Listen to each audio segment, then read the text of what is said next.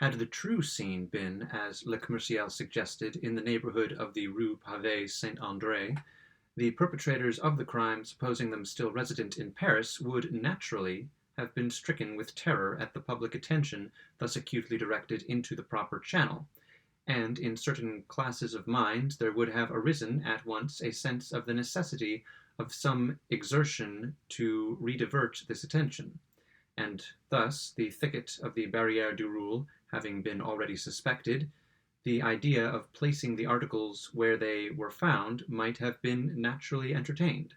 There is no real evidence, although Le Soleil so supposes, that the articles discovered had been more than a very few days in the thicket, while there is much circumstantial proof that they could not have remained there, without attracting attention during the 20 days elapsing between the fatal Sunday and the afternoon upon which they were found by the boys. They were all mildewed down hard, says Le Soleil, adopting the opinions of its predecessors, with the action of the rain, and stuck together from mildew. The grass had grown around and over some of them. The silk of the parasol was strong, but the threads of it were run together within. The upper part, where it had been doubled and folded, was all mildewed and rotten, and tore on being opened.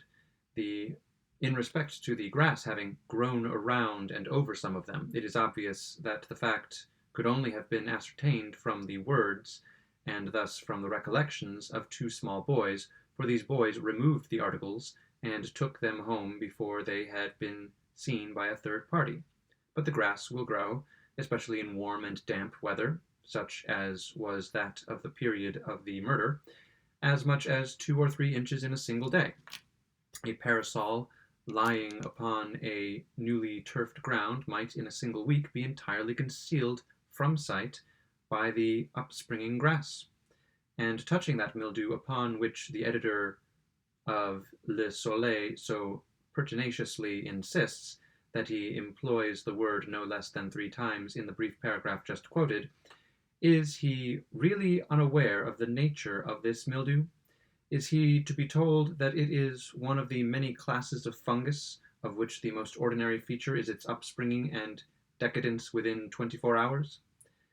Thus we see, at a glance, that what has been most triumphantly adduced in support of the idea that the articles had been for at least 3 or 4 weeks in the thicket is most absurdly null as regards any evidence of that fact.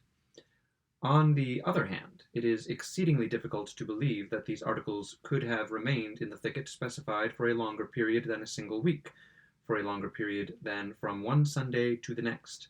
Those who know anything of the vicinity of Paris know the extreme difficulty of finding seclusion, unless at a great distance from its suburbs. Such a thing as an unexplored or even an unfrequently visited recess amid its woods or groves is not for a moment to be imagined. Let any one who, being at heart a lover of nature, is yet chained by duty to the dust and heat of this great metropolis, let any such one attempt, even during the weekdays, to slake his thirst for solitude amid the scenes of natural loveliness which immediately surround us. At every second step he will find the growing charm dispelled by the voice and personal intrusion of some ruffian or party of carousing blackguards. He will seek privacy amid the densest foliage, all in vain. Here are the very nooks where the unwashed most abound. Here are the temples most desecrate. With sickness of the heart, the wanderer will flee back to the polluted Paris as to a less odious because less incongruous sink of pollution. But if the vicinity of the city is so beset during the working days of the week, how much more so on the Sabbath? It is now especially that, released from the claims of labor, or deprived of the customary opportunities of crime, the town blackguard seeks the precincts of the town, not through love of the rural, which in his heart he despises, but by way of escape from the restraints and conventionalities of society. He desires less the fresh air and the green trees than the utter license of the country. Here at the roadside inn, or beneath the foliage of the woods, he indulges unchecked by any eye except those of his boon companions in all the mad excesses of a counterfeit hilarity, the joint offspring of liberty and of rum. I say nothing more than what must be obvious to every dispassionate observer when I repeat that the circumstance of the articles in question have remained undiscovered, the circumstance of the articles in question having remained undiscovered for a longer period than from one Sunday to another in any thicket in the immediate neighborhood of Paris is to be looked upon as little less than miraculous. But there are not wanting other grounds for the suspicion that the articles were placed in the thicket with the view of diverting attention from the real scene of the outrage. And first, let me direct your notice to the date of the discovery of the articles. Collate this with the date of the 5th extract made by myself from the newspapers. You will find that the discovery followed almost immediately the urgent communications sent to the evening paper. These communications, although various and apparently from various sources, tended all to the same point, viz., the directing of attention to a gang as the perpetrators of the outrage and to the neighborhood of the Barrière du Roule as its scene. Now here, of course, the situation is not that, in consequence of these communications or of the public attention by them directed, the articles were found by the boys, but the suspicion might and may well have been that the articles were not before found by the boys, for the reason that the articles had not before been in the thicket, having been deposited there only at so late a period as at the date, or shortly prior to the date, of the communications by the guilty authors of these communications themselves. This thicket was an exceedingly singular one. It was unusually dense. Within its naturally walled enclosure were 3 extraordinary stones, forming a seat with a back and a footstool. And this thicket, so full of art, was in the immediate vicinity, within a few rods of the dwelling of Madame de Luc, whose boys were in the habit of closely examining the shrubberies about them in search of the bark of the sassafras. Would it be a rash wager, a wager of 1,000 to 1, that a day never passed over the heads of these boys without finding at least one of them ensconced in the umbrageous hall and enthroned upon its natural thorn? Those who would hesitate at such a wager have either never been boys themselves or have forgotten the boyish nature. I repeat, it is exceedingly hard to comprehend how the articles could have remained in this thicket undiscovered for a longer period than 1 or 2 days, and that thus there is a good ground for suspicion, in spite of the dogmatic ignorance of Le Soleil, that they were, at a comparatively late date, deposited where found. But there are still other and stronger reasons for believing them so deposited than any which I have as yet urged. And now let me beg your notice to the highly artificial arrangement of the articles. On the upper stone lay a white petticoat, on the second a silk scarf. Scattered around were a parasol, gloves, and a pocket handkerchief bearing the name Marie Roget. Here is just such an arrangement as would naturally be made by a not over acute person wishing to dispose the articles naturally. But it is by no means a really natural arrangement. I should rather have looked to see the things all lying on the ground and trampled underfoot.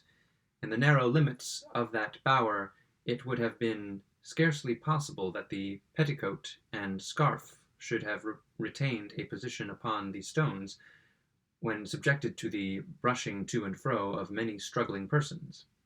There was evidence, it is said, of a struggle, and the earth was trampled, the bushes were broken, but the petticoat and the scarf are found deposited as if upon shelves. The pieces of the frock torn out by the bushes were about 3 inches wide and 6 inches long. One part was the hem of the frock, and it had been mended. They looked like strips torn off. Here, inadvertently, Le Soleil has employed an exceedingly suspicious phrase. The pieces as described do indeed look like strips torn off, but purposely and by hand. It is one of the rarest of accidents that a piece is torn off from any garment such as is now in question, by the agency of a thorn. From the very nature of such fabrics, a thorn or nail becoming tangled in them, tears them rectangularly, divides them into two longitudinal rents at right angles with each other, and meeting at an apex where the thorn enters, but it is scarcely possible to conceive of a piece torn off. I never so knew it, nor did you. To tear a piece off from such fabric, two distinct forces in different directions will be, in almost every case, required.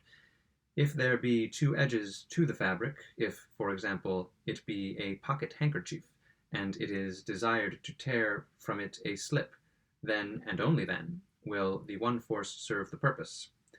But in the present case, the question is of a dress presenting but one edge.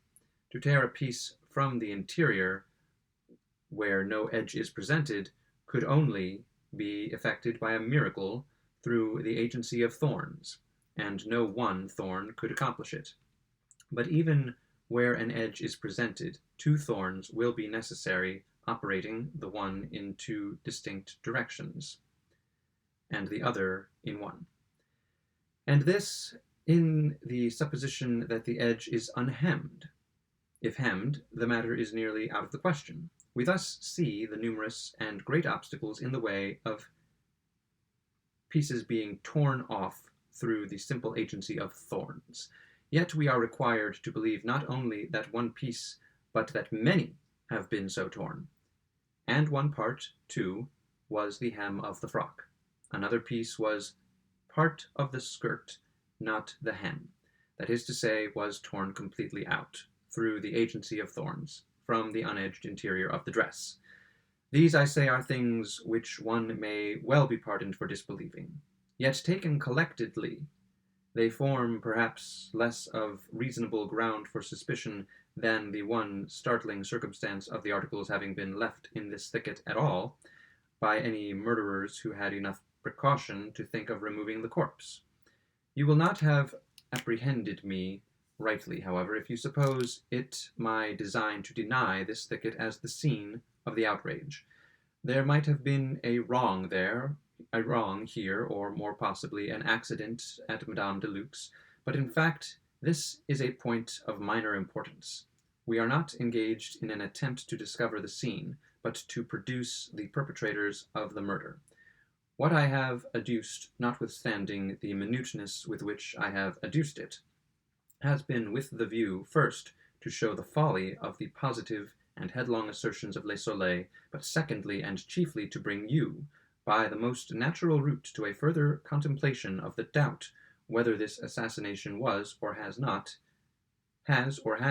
been the work of a gang.